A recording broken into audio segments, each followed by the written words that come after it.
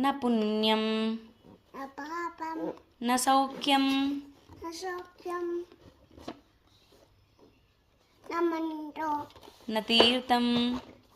न यज्ञः न वेदा न यज्ञः अभद्रं मग्नं चेतुके अहं भोजनं नैव भोज्यं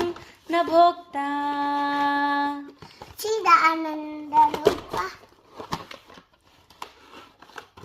शिवोऽहं शिवोऽहं न पापं न सौख्यं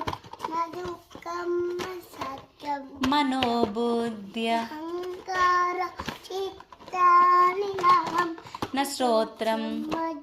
वा न च घ्राणनेत्रे न च व्योम भूमिर्न तेजो न वायु चिदानन्द